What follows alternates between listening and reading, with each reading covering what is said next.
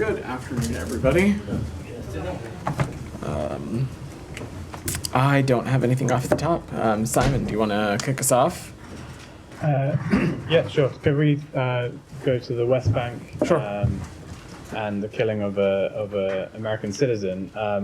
Could you tell us a bit more after the statement was put out on Friday? Is there any more you can tell us about this incident and what you've been able to find out about it? So I don't have any additional information for you, Simon. We, as we said on Friday, we are aware of the very tragic death of an American citizen, Aisha Noor, as Guy IG, in the West Bank, and we offer our deepest condolences to her family and her loved ones.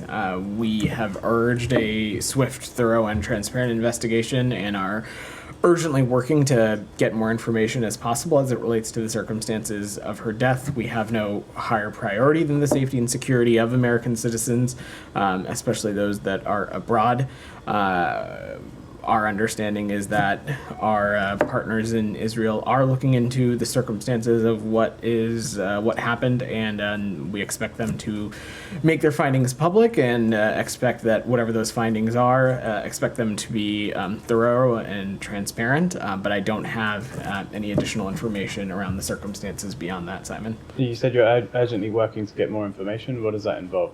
Who are you talking to? So obviously having conversations with partners in the Israeli government, and as well as the deceased individual's family. But I don't have any, I didn't say that to mean that there is some sort of separate American investigation or anything like that. We are simply just trying to gather some more information and understand that there is a sort of formal process that we expect our partners in Israel to announce their findings of. Why wouldn't there be an American investigation into the killing of an American? So that process would not live at the State Department, should there be one. Of course, when American citizens are killed, especially abroad, that is something that would happen at the Department of Justice. I'm certainly not going to speak to that process or speak for another agency. We have focused our efforts on providing appropriate consular services for this individual's family, and supporting them in that process, while also working with our partners in Israel to try to get any additional information that we can as it relates to what transpired. And we're hoping that it can be made public as soon as possible. A lot of people looking at this incident have pointed out what seems to be a double standard or a different treatment of this death, death of an American citizen at the hands of Israeli forces, to other incidents where Americans have been killed in the conflicts in the Middle East or injured. Obviously there are different circumstances, but the president in relation to an attack by Iranian proxies earlier this year said, "If you harm an American, we will respond."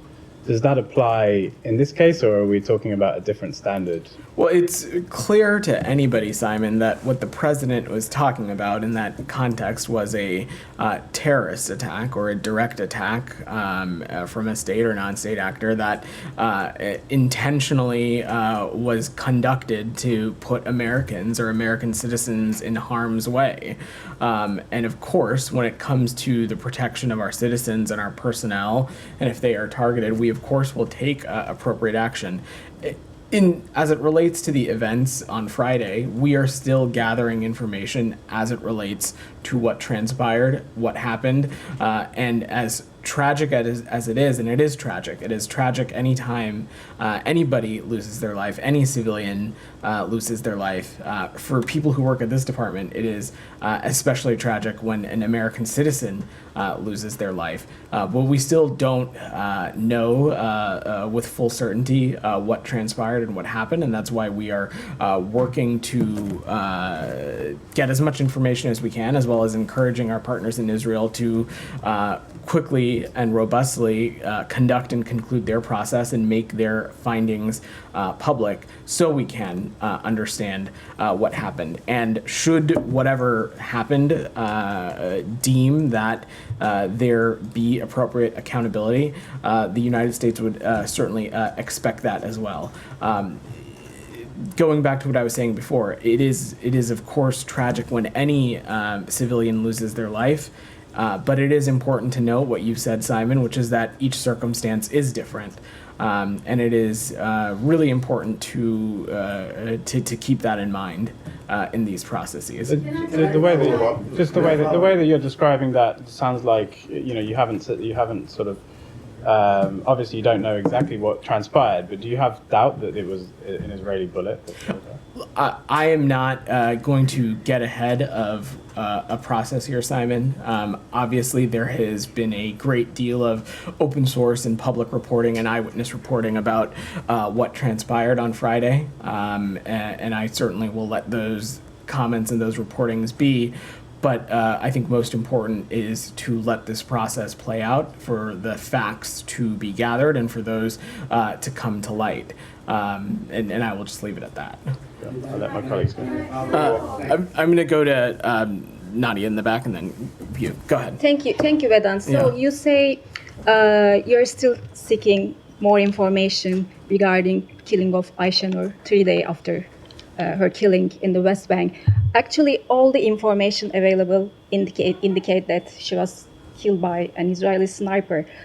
Eyewitnesses say that she was killed by an Israeli sniper.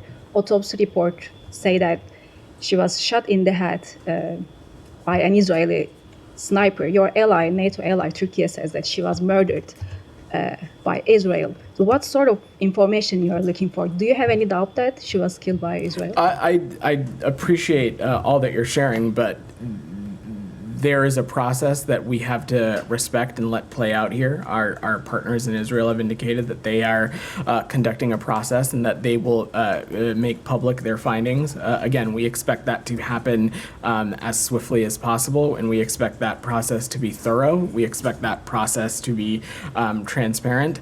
Of course, eyewitness reporting and facts from those that were there are, of course, important, but there are, of course, other factors that go into such a finding, and we're going to let that process play out. I understand how troubling this news continues to be. It's troubling for all of us as well, but it's also important that we not get ahead of the processes that are laid out. But you were very quick to determine that Israeli-American Hersh Goldberg was killed by Hamas in Gaza.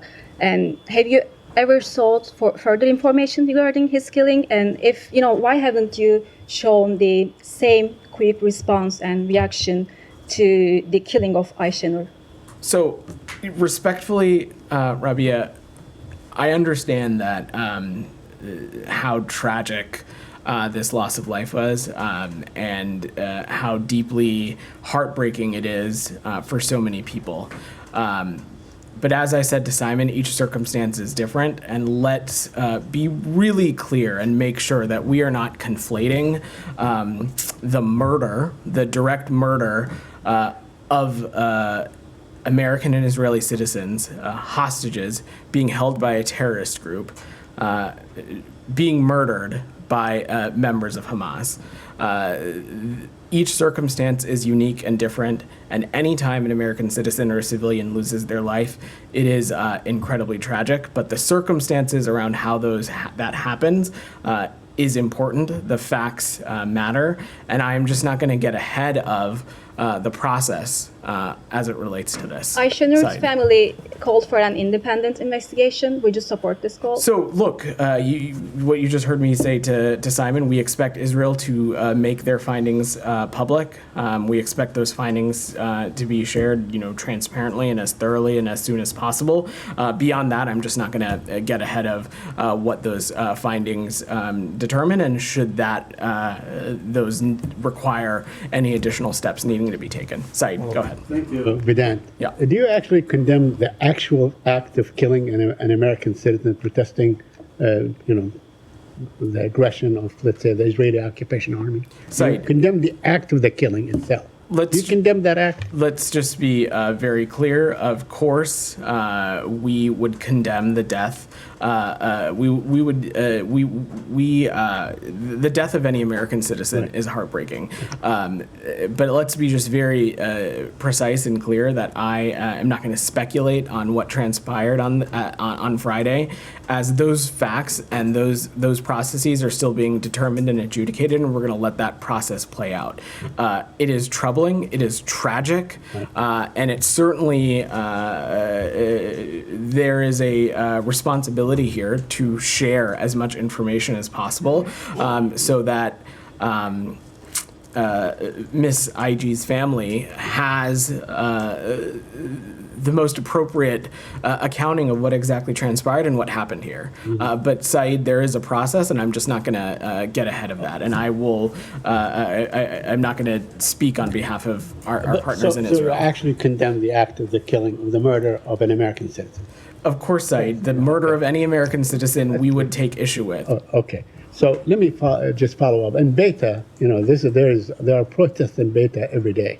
And in fact, 14 have been killed in the last maybe 12 months or so in Beta. It's a very peaceful protest. There's never any stones thrown out and so on. There are actual eyewitnesses that saw exactly what happened. So do you suspect that maybe there's some entity or some other person that have fired the shot other than an Israeli soldier? Zaid, I think you and other colleagues, of course, this is your briefing. You can ask as many questions as you would like. You can ask the same questions as many times if you would like. That's not going to change my answer, which is that, one, around the specifics of what transpired, important work is continuing to being done to ascertain what exactly happened, and we are going to let that process play out. As I've said, as it relates to making those findings public, we expect that to happen as soon as possible. We expect that process to be thorough, transparent, and it to be as robust as it can be. But beyond that, I'm just not going to speculate from up here what happened or why or any of the reasoning side.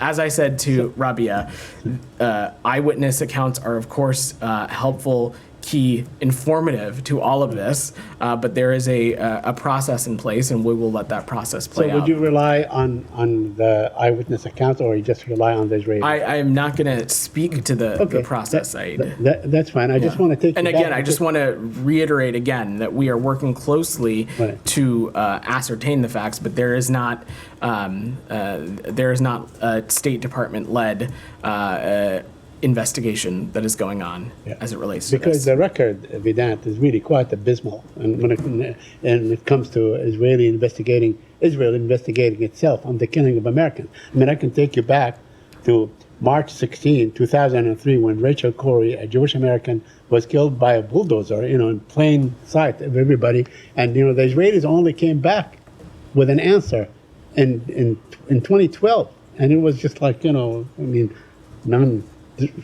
nothing there answer kind of a thing. And we saw this happen with Omar Assad. We saw this happen with Shireen Abu Akleh when it was killed. And you guys came out on July 4th, 2022 on a holiday, and you said that the intention was not there. So what guarantee do we have that this particular investigation that saw the murder of a 26-year-old American, Aisha Noor Egi, so we saw her murder. Everybody, there are a lot of accounts and so on. What guarantee do you have that this will be carried out, the investigation will be carried out thoroughly, fairly, transparently, and would lead to the proper result as far as you're concerned? Said, I'm not going to color any of these findings until we see them. So I will just leave it at that, and not going to get ahead of the process here. So do we have? I mean, I'm sorry, but let me just. Do we have any evidence from the past that Israel actually comes through on these investigations? I will let the IDF and the Israeli government speak to their own accountability processes. I'm not going to get into that, but at every possible measure we reiterate the reminder that civilian death need to be minimized, not just in Gaza, Right. but also when actions are being conducted in the West Bank, that it is critical and vital to peace and stability in the region, taking that moral and strategic imperative. My last thing on this, I mean, when it comes to the Israeli killing of Americans, Americans that are being killed by Israel and their families, they feel that these Americans are the children of a lesser God because Israel is committing the crime, Israel is committing the murder. Is that true? It's not. Look, It's not true. Saeed, I'm not sure I fully understand your I question. mean, they but- are less American than, let's say, when Israel commits, it is really the identity of the killer rather than the identity of the killed, so to speak. So, again, I'm not sure I fully comprehend what you're asking, but let me just be pretty clear about this. In this context, in any context, to this government, to this State Department, an American citizen is an American citizen. A blue passport holder is a blue passport holder. Whether they are a Palestinian American citizen, a Turkish American citizen, an Israeli American citizen, the front part of that that nomenclature is not nearly as important to us as the second half, and the fact that an American citizen is an American citizen, and we take the safety and security of American citizens incredibly seriously. It is. We spend a lot of time up here talking about foreign policy priorities and national security and our hopes for the world when it comes to foreign policy priorities. But I will tell you that for Secretary Blinken, for President Biden, there is nothing more important than the safety and security of American citizens. So Israel gets no exceptionalism. Go ahead, Brian. Thank you for that. Yeah. You said you look for more information from an independent Israeli investigation. That's been the same U.S. posture for Hindujab, who was killed 224 days ago. To Ravi's question, how can Aishanor's family take an investigation seriously if it's conducted by the perpetrator, and, moreover, if they've continued delayed and reportedly lied to the U.S. about their investigation into Hindujab? Well, that is exactly why we have called and have continued to call for these processes to be as swift and as thorough as possible, and we have that same expectation here as well, and we'll But we've continue seen to the outcome. press. It's been 224 days since Hindujab was killed. And in the same instance, for example, we've seen open source reporting, eyewitness accounts that evidently show a potential human rights violation. You say, you're pushing for a swift investigation. If that's the same posture with this, when can Americans expect a conclusion? Any American can expect that this administration and this government will do everything we can to ascertain and gather whatever information is required, and I'm going to let that include process conditioning play weapons out. to Israel? I don't have any policy announcements to make, Prem, but we will continue to raise this directly with our partners in Israel, and that work has been ongoing. Okay, wait, Go ahead, one more Yadra. question. Go ahead. Sorry. Thank you very much. Thank you, colleagues. To Saeed's question, the U.S. says it demands respect for press colleagues. Then Israeli forces kill our colleague Shireen Abu Akleh and scores of Palestinian journalists. The U.S. says it supports aid workers. Then Israeli forces kill American Jacob Flickinger and plenty of other aid workers, including Palestinians. The U.S. says it condemns illegal settlement activity. And then Israeli forces kill Aishnor Egi, Rachel Corrie, and scores of Palestinians subject to settler violence. Another New Jersey teacher last month was shot by Israeli forces as he did the same thing Aishnor was doing.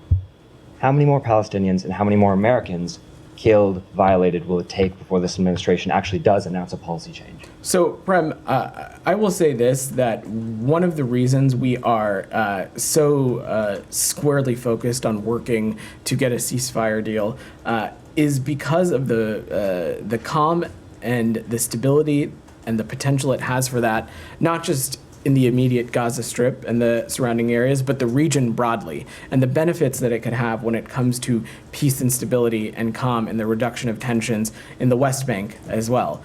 Certainly, the death of any journalist, aid worker, civilian, whether they're an American citizen or not, is heartbreaking. And it is there are no words. There are no words for the pain that it brings, especially for these individuals' families.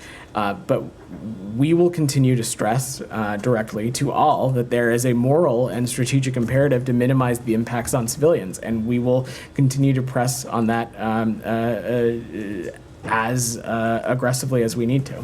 Go ahead. You had your hand up. Yeah. I want to stay in the West Bank, but I will go to the current escalation there. Yep.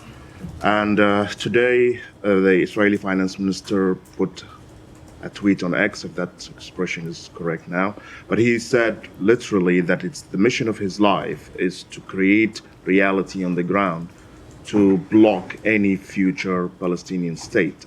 So, I mean, what he means about two-state solution, he want to kill it. And during the latest security operations, Israeli security operations in Jenin and then in Nablus, it was accompanied and in parallel by settlers' violence, seizing of land, etc. And I looked through my emails this morning to see if there is any response from the State Department regarding Smotrich, and I didn't find any. Are you okay with his statements? Certainly not. Look, that is the kind of rhetoric we would take issue with because a two-state solution and the work being done to get there is so vital to our approach to the Middle East and what we hope to see for the region. Our focus, however, is on the policies and on engaging with this government, this government in its totality, not just one-off colorful characters who might make up certain sectors of this government. And so that is the task at hand and what we're focused on. More specifically, as it relates to destabilizing actions in the West Bank, whether it be additional sanction, additional settlement activity, whether it be additional outpost activity, whether it be settler violence, we have not hesitated to call those out for what they are. When it comes to settlement and outpost activity, we continue to feel strongly, vehemently, that these kinds of actions, not only are they inconsistent with international law, they are detractions from Israel's own stated goal of wanting more security. They're detractions from our own goal of wanting security for Israel in the region. And so we have, over the course of this administration, taken steps to hold those who incite violence to account, and we'll continue to do that should that be necessary. I mean, I assume that you refer to the visa restrictions and visa blocking for some of the settlers, but this was regarding violence. I'm talking about land seizure here. I mean, it's been going on for decades now. You calling it out doesn't seem to stop it, and you're blocking anybody else from taking any action toward that, whether it's the UN Security Council or any other countries. So do you see that you are, by not doing anything except calling it out, you're allowing it? I would absolutely take issue with that characterization. We have and will continue to have tools in our disposal, whether it's visa restrictions or not. They are actual levers that this government can pull, and when we see things like settlement activity or outpost, we're not hesitant to raise them immediately and just make clear how problematic this kind of behavior is, not just for Israel's overall security, but for what we are trying to focus on right now, which is getting a ceasefire deal across the finish line. Thank you. Alex, go ahead. Thank you. A couple of questions on Ukraine. In light of reports that some citing, very credible sources, some even citing Iranian officials, Tehran has already sent hundreds of short-range ballistic missiles, Fateh 360, to Russia to use in Ukraine. First of all, how alarmed are you? And secondly, is it time to allow Ukraine to destroy those warehouses storing them in Russia? So, look, Alex, no new policy changes to announce, but we're, of course, incredibly alarmed by these reports. Any transfer of Iranian ballistic missiles to Russia would represent a dramatic escalation in Iran's support for Russia's war of aggression against Ukraine. We have been clear, our partners throughout the G7 and the NATO summits have been clear that we're prepared to deliver significant consequences. I'm not going to get ahead of that or preview them from here, but Alex, you and I, going back, I don't know how long now, I have talked about the increasingly concerned about the deepening security partnership between Russia and Iran since the onset of Russia's full-scale invasion. It is something that we are continuing to pay close attention to. But to put the focus on Iran for a second, President Pezeshkian continues to say publicly that improving his country's failing economy depends on improving his foreign relations and Iran's standing in the world. At the same time, though, you cannot have it both ways, as such a reported missile transfer would basically threaten international safety and the international order. So we will continue to judge Iran by its actions. But in terms of my point about letting them strike the arrows rather than striking the shooter, not only the U.S. administration is refusing to change policy, we also are not allowing the UK to use to let Ukraine use its own weapons. Why? And secondly, is the secretary discussing this topic in London? So, look, support for Ukraine, I expect it to be a major topic of conversation when the secretary has his government-to-government meetings tomorrow. I'm not going to get ahead of that process. I'm sure you all will hear from him early for those that plan on tuning into his press conference. Beyond that, Alex, I'm just not going to speculate on potential actions the United States may or may not take. Let me just say we have been clear and consistent about our support for Ukraine and making sure that they have what they need to defend themselves and defend themselves from attacks just immediately across the border as well. And we'll continue to take a look at what is required so that our partners in Ukraine can do that. Thank you. I have one more on Iran, if I may. Next week will mark 2 years since the killing of Mahsa Amini. Is it time to move forward in terms of implementation of Mahsa Act? Why is it taking this long? So I don't have any updates for you there, Alex, but of course the human rights atrocities in Iran is something that we are paying close attention to, and of course it continues to be inconsistent with what we find to be President Pezeshkian's own stated goal, and will appropriately take action should we need to. Shannon, go ahead. Thank you, Madan. The House Foreign Affairs Committee's latest report on Afghanistan and the withdrawal says that droves of classified material were left at the U.S. Embassy in Kabul. The State Department responded by saying it's standard operating procedure to reduce the amount of sensitive material that remains, and that Embassy Kabul's drawdown was conducted in accordance with standard operating procedures, but doesn't clearly answer whether classified material was left behind. Can you say if it was and how much? So I certainly would not get into something like that from up here, but can say confidently that the drawdown in at Mission Kabul was conducted not just by the book, but appropriately consistent with the standards and the protocols that are in place for appropriate drawdowns and NEOs. And since you've opened up the question, Shannon, if you'll allow me, there's a lot of you that have interest today in Chairman McCall's report. So I just want to say we should be very clear about something, which is that when President Biden took office, he was faced with a choice: ramp up the war in Afghanistan and put more American troops at risk, or finally end our involvement in America's longest war after 2 decades of American presidents sending troops to fight and die in Afghanistan. We are stronger today because of this decision that President Biden made. The one that he made was the right one. And it's also important to understand that this exercise that the House majority is undertaking is about scoring political points. This investigation had the potential to truly be bipartisan and produce real legislative proposals to better prepare the United States for future presidents and for future parties, for future challenges.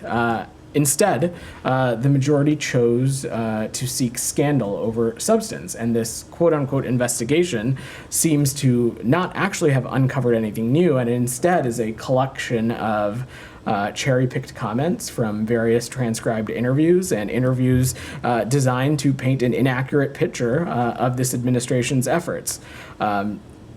This exercise is it's a disservice to Afghanistan policy and a disservice to the lens that we try to look at the region through by turning it into a hyper-partisan debate. So can I follow up quickly? Yeah, go ahead. Just so I'm clear, the State Department's position is you can't say publicly yes or no whether. I just wouldn't get into those kinds of operational specifics when it comes to how we draw down our presence at any diplomatic post. But what I can say is that the drawdown in Kabul was conducted in a manner which is consistent with our departments and our country's standards and protocols when faced in those circumstances. And lastly, do you have a figure on how many Americans still in Afghanistan that the State Department is in contact with right now? I'm happy to check. I don't have a number at my fingertips, but I'm happy to check and get back to you. But let me just say, Shannon, since you've asked the question on our efforts in Afghanistan, we are issuing, I know your question was about Americans, but let me just say, as it relates to our broader resettlement efforts, we are issuing SIVs to our Afghan partners in record rates. In fiscal year 23, we issued more than 18,000 Afghan SIVs, the most in a single year, and in this fiscal year, we've already surpassed that figure. And as a reminder, when the president took office, the State Department inherited a backlog of more than 17,000 SIV applicants. Kylie, we'll get to everybody. Given that the Republicans' report is out today, I think it's worth asking you guys questions about your own after-action report that was done more than a year ago now. I'm just wondering if you have updates for us as to the recommendations that were made in that report and which of those recommendations have actually gone into effect. So, Kylie, for operational specifics, I'm not going to get into some of the specific recommendations that have been made, but I can say... It was an unclassified report. I understand. I'm happy to see if we have more specifics for you, but on some of the preparedness aspects and the aspects involving American citizens, I know that we have been able to successfully implement those in previous iterations in circumstances in Ukraine, in Sudan, in Ethiopia, but I'm happy to check if we've got a more exhaustive list of where some of these actions are in true effect. Yeah, if you could just update us as to if any of those recommendations have been implemented. Sure. I think I can say certainly that a number of them have been implemented, particularly when it comes to the planning for crises, when it comes to the planning for crises as it relates to coordination between the department here and folks at the field. There have been a number of steps that have been taken in relation to how we handle American citizens who are not under Chief of Mission Authority. So there are a number of steps that I know we have seen come to light in some other parts of the world, but I'm happy to see if we've got a more specific litany for you. Yeah. Nick, go ahead. A follow-up to the report, is there any resolution now to the threat to hold the Secretary in contempt from Chairman McCall if he doesn't testify before September 19th? Or is that so? I think that's a better question for Chairman McCall. What I can say is that to say that this department and this secretary haven't engaged with the committee and haven't engaged with Congress on its legitimate oversight responsibilities are inaccurate. We have been in near constant communication with the Foreign Affairs Committee. We have provided more than 23,000 pages of documents to Congress, conducted 9 high-level briefings for committees and members of the House and Senate. We have made available or engaged 15 senior officials for transcribed interviews to the House Foreign Affairs Committee and staff members. Secretary Blinken himself has already testified before House and Senate committees 14 times on Afghanistan, including 4 times directly before the House Foreign Affairs Committee. The majority isn't truly interested in legislating on Afghanistan policy. If they were, they would have sought to speak to the secretary long ago. They would have sought to speak to him to get his input as it makes this report, which is purportedly supposed to be this big reflection on Afghanistan policy and work being done in the region. Instead, they waited until the report was completely finished to come back to us. So I will let you draw your own conclusions to what that means. Will they comply with the subpoena? So I know that we spoke to this a little bit last week as it relates to continuing to engage with Congress on possible alternative engagements. I know Matt Miller spoke to that a little bit. I don't have any updates for you beyond that. Michelle, go back to the Middle East. Sure. First, do you expect any changes on the Israeli-Hezbollah front, especially that Prime Minister Netanyahu urged his government yesterday to prepare for changing the situation on that front? I have no changes to preview or predict, Michelle, what I can say is that one of the reasons we are continue to be so committed to a ceasefire and getting one across the finish line is because the benefits that it could have in the north for creating the conditions so that both Israeli and Lebanese civilians could be able to return home. But I don't have anything to predict beyond that. On Iraq, should we expect any announcement soon regarding the future of U.S. military presence there? So, Michelle, we've held discussions with the government of Iraq on the future of Operation Inherent Resolve since last year. President Biden and Prime Minister Soudani spoke about this in April during the Prime Minister's visit. In that joint statement between those two leaders, they affirmed that these conversations would be ongoing and they would review these factors to determine when and how the mission of the global coalition in Iraq would end and transition in an orderly manner to a more enduring bilateral security partnership. Those conversations are ongoing. I don't have anything to get ahead of on that The process. report said that there will be announcement this month regarding the start. I have nothing to offer as it relates to the timeline beyond just saying that is work that's ongoing. And lastly, reports said that the U.S. government told Iraqi officials that Iraqi banks exploited their access to U.S. dollars to support the Quds Force and the militia groups operating in Iraq. Do you have any comments on that? So I'm sure my colleagues at the Treasury Department would be happy to speak to you a little bit more about this. But from here, what I can say is that we'll continue to collaborate closely with our partners in Iraq as it relates to their banking and finance system, to move them away from a cash system, to make them more resilient against terrorist and counterterrorism threats and cyber activities and things of that nature, but I don't have anything to speculate. But are on these that. reports accurate? I don't have anything to offer on that. Can I follow Jalil, up on Gaza negotiation? go ahead. Just a very quick Then I'll come question. to you, Jalil. Go ahead. The Go Washington Post reported, I believe Friday or Saturday, that the U.S. now, at its assessment that there will be no ceasefire during this presidency, and they are putting on hold whatever new proposals you are working on to the both parties, and the belief now within the administration that neither Hamas nor Israel are seeking this. Can you confirm? So look, I'm not going to comment on purported speculation on a diplomatic process. What I can say is echo what President Biden and Secretary Blinken and Vice President Harris have said, which is that we are pursuing all efforts to secure a deal that would release the hostages being held by Hamas, that would create the conditions for additional humanitarian aid to get into Gaza, create the conditions for greater diplomacy to happen to bring about peace and stability in the region. That line of effort continues, and I'm just not going to speculate or get into the process beyond that.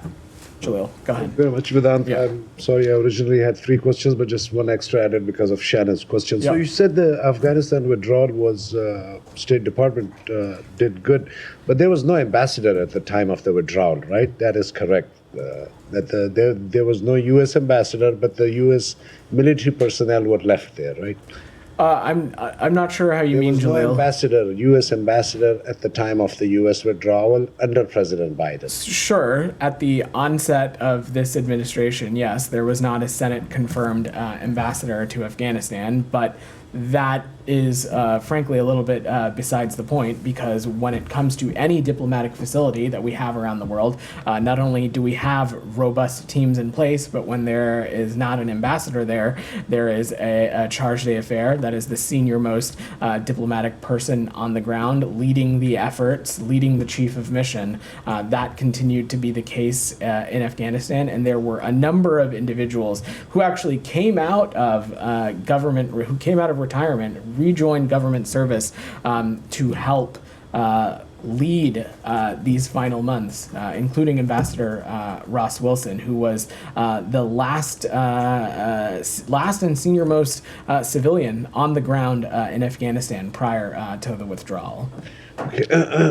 Just today, a few hours ago, the leader of the opposition in Pakistan Parliament, Mr. Gohar, another parliamentarian, Marwat, a few parliamentarians are already arrested. There's reports that they're going to be arrested. I have mentioned to you several times that the democracy in Pakistan is under threat. Do you have anything about to say about these arrests, or I will you let still the see the democracy bright in Pakistan? I will let the Pakistani justice and law enforcement system speak to any of those issues. Go Okay, ahead. just one last one with them. I'm gonna work Just the one room a little about bit. a You got journalist. two About a already. journalist. You got About a two already. journalist. Go ahead. Go ahead. Yeah. I have two questions, one in Venezuela, one in China. Sure. The first one is, over the weekend, Edmundo Gonzalez seek asylum in Spain. What's the reaction from the United States and the worries? So, look, let's not forget that the Venezuelan people overwhelmingly voted for change.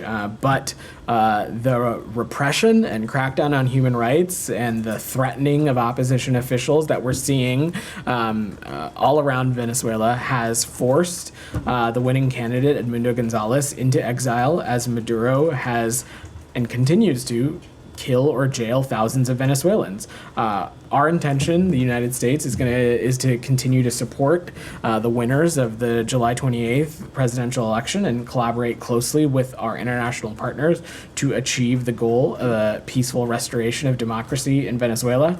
That is the Venezuelan people's aspirations. On China, late June, 4 American instructors were stabbed in China. Yesterday, the Chinese Communist Party singled out a member of the U.S. mission in China for attack. What actions is the U.S. government taking to protect American citizens and diplomats in China? So, look, any threat against chief of mission personnel, this is something the U.S. government would take seriously, and any potential threat against other U.S. personnel, we would take that incredibly seriously. Again, we take the safety and security of American citizens overseas to the highest priority, and that includes, of course, those working in our department as well. Nick, yeah. Go ahead, Simon, then I'll come back to you. Yeah. On the Venezuela Yeah. questions. After the election, you said that Gonzalez was the winner, but you haven't said you recognize him as president-elect. Is that still the case? So look, when we're talking about what happens next year, Simon, or what should happen next year, is that the regime needs to form and have some sort of transition back to democracy. What that exactly looks like needs to reflect the will of the Venezuelan people. We're not going to be prescriptive about it from here. Certainly, though, from our assessment, Mr. Gonzalez was the winner, and that is why, for so long leading up to this point, Simon, we called for the tabulations and the vote counts as it relates to this to be made public. Obviously, those tabulations don't seem to be forthcoming. You've been kind of referring to the regional countries to try to get some movement on this, but doesn't the fact that the winner, the person you say won the election, has now fled the country, does that sort of mark that your approach to this has basically not been successful, and maybe you need to switch to a new approach? Not at all, Simon, because nothing is off the table, and in close coordination with our partners, including those that we engage with regularly on this, we're considering a range of options to demonstrate to Maduro and his representatives that their misgovernments, their crackdown on human rights, their disregard for democracy and free and fair elections has real and legitimate consequences. I'm not going to preview or get into those from here, but we have and will continue to enforce appropriate action in Venezuela consistent with the actions and non-actions taken by Maduro and his people. Go ahead, Nick. Yeah. Following up on Afghanistan, because you mentioned Ambassador Wilson, and this report is particularly critical of him, saying, among other things, he took a 2-week vacation the last week of July and the first week of August as Afghanistan was crumbling, that he fled the embassy ahead of the embassy staff to go to HKIA, and that he had COVID during the evacuation and covered that up and got a Foreign Service officer to take a test for him in Doha, so that he could return to the United States. Do you have any response to any of those accusations? So I'm just not going to get into a tit for tat with the House Foreign Affairs Committee, but what I can say is that it is not my understanding that he was on vacation at the beginning of August. Beyond that, I will just echo what I said previously about Ambassador Wilson, that this is a esteemed individual, a decorated Foreign Service officer, a decorated senior Foreign Service officer, that so many colleagues here hold in the highest regard, who came back into government service to help lead this process. Him, along with a number of other senior leaders across the department, that stepped up in a time of need, and he should be commended. And let's again not lose sight of the fact that when we're talking about Afghanistan, we're talking about Afghanistan policy. What administration it was that signed the Doha Agreement, what administration it was that left a backlog of 17,000 SIVs, that left Afghanistan policy in a place so that this administration could not start its transition in an appropriate time. Go ahead. Thank you. Already 1 month, Bangladesh has an interim government. How does the U.S. plan to engage with Dr. Yunus-led Bangladesh in the aftermath on the unrest on August 5th, especially to democratic election? And secondly, there have been claims about Chinese influence in Bangladeshi recent student protests. How does U.S. assess this situation, and does it perceive any strategic concern in the region? So, look, we're continuing to monitor the developments in Bangladesh closely. We continue to be ready and eager to work with interim government that's led by Dr. Yunus as it charts its democratic future for the people of Bangladesh. Beyond that, I'm just not going to speculate. Thank you. And some Indian media outlets have suggested U.S. involvement in the anti-government protest in Bangladesh. While India has historically been a close ally of the outstate government, could this allegation strain U.S.-India relationship? So I've not seen those reports, but what I can unequivocally say is that they are not true. That's probably why I've not seen them. Then finally, Nazira, go ahead. Final question. I got to work the room. Nazira, go ahead. Thank you. Thank you. As you mentioned a lot about Afghanistan, there are so many problems, especially regarding women. Nowadays, bunch of Afghan professors and teachers send me a letter, bunch of signature. The Taliban don't give them retirement, and this former retirement teacher and the other category, they want money. They are very old. I don't know it's related to the State Department or not. They ask me, they have a high expectation to pass their message to this. So I'm not sure I totally caught that, but let me just let me reiterate something you've heard me and so many others say, that when it comes to our Afghanistan policy going forward, one of the things that is key, is central, is our support for Afghan women and girls, and anything that the United States can do as it relates to making sure that the Taliban takes steps to change its behavior. The Taliban has stated that international recognition is their own stated goal. That is not going to happen as it continues to keep 50% of its population behind. It continues to keep 50% of its population in the dark. And so we, in close coordination with allies and partners, will take appropriate action if we need to. In the back. Thank you, sir. Yeah, go ahead. Thank you. The Israeli foreign minister declared that the forced displacement of the people in Gaza should also happen in the West Bank. Despite of this seriousness statements, we didn't hear any condemnation from U.S. Special concern. We have time and time again said that forced displacement of the Palestinian people, whether it be in Gaza or whether it be in the West Bank, would be inconsistent with what we want to see in the region. And it is certainly inconsistent with the principles that Secretary Blinken laid out in Tokyo in last December. Excuse John, me, go ahead. just, I got to work the room. Okay. Go ahead. Both yourself and Mr. Miller have talked about these ongoing investigations when it relates both to the death of U.S. citizens as well as international humanitarian law. One of the things that was mentioned when the NSM-20 report came out was that it was inconclusive because there were no U.S. State Department personnel on the ground to verify those claims. Has that changed? In Gaza. Correct. Yes. Has that changed, and what would be the conditions to put State Department personnel on the ground to actually finalize some of those reports? That has not changed. And I think when President Biden has said no boots on the ground in Gaza, it is pretty clear. I'm not going to speculate on what would be required for those circumstances to change, but that is correct. We do not have personnel on the ground in Gaza. So those reports can't be Thanks, concluded? everybody. I'm going to wrap there.